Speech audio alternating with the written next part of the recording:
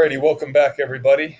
Just as a warning, this could be the last video of mine you ever watch because I just got back from my 2-week suspension for medical misinformation on a video I did about Josh Shapiro becoming the 48th governor of Pennsylvania back on November 22nd.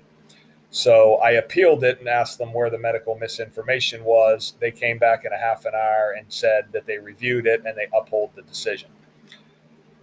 So one more strike between now and January 12th will result in the permanent removal of my channel. So let's hope that doesn't happen, but you never know with YouTube. So today, December 12th, 2022, the last Confederate statue in Richmond, Virginia was removed. It was the statue of Confederate War General A.P. Hill. And notice how his statue was removed on the 201 days after the 2-year anniversary of the crackhead being killed in Minnesota, which was a big 201 ritual. And of course, the number 201 is a very important number to the Jesuits, just like the language of letters and numbers, gematria. Again, the first publicly Jesuit pope, Pope Francis, his birth name, Jorge Mario Bergoglio's 201. He lives in Suite 201 at the Vatican. The Jesuit order sums to 201. The founder of the Jesuits, Ignatius of Loyola, sums to 201. The Jesuits were saved in history by Catherine the Great, who preserved the order by saving 201 Jesuit priests. And notice how when you run the alphabetic order, A is 1, B is 2, C is 3, up to Z is 26, George Perry Floyd, his full name sums to 201. Confederate, when you run the alphabetic order in reverse, Z is 1, Y is 2, X is 3, back to A is 26. Confederate sums to 201. All the Confederate statues started to fall after the death of George Floyd. And remember, the Albert Pike statue in Washington, D.C. was removed on the 171st day of the year, June 19th, 2020. And of course, Albert Pike sums to 171 because June 19th was the 171st day of the year.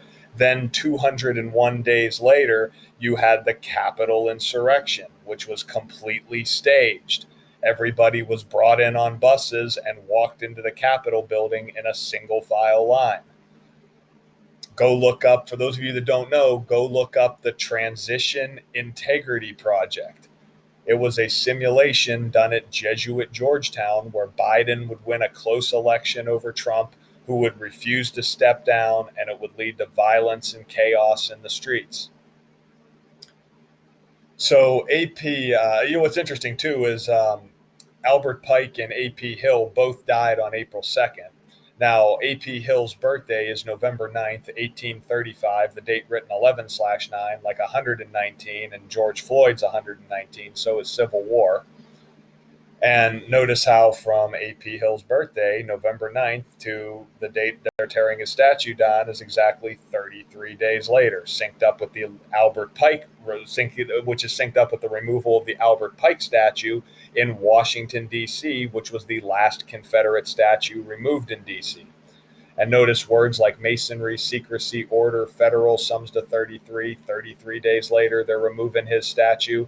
Like how the House of the Temple in Washington, D.C. has 33 columns, each 33 feet tall, honoring the 33 degrees of the Scottish Rite of Freemasonry, which is headquartered in D.C. at the House of the Temple, known as the Masonic City. So anyway, we'll leave it there, guys. I'll talk to you soon. Maybe.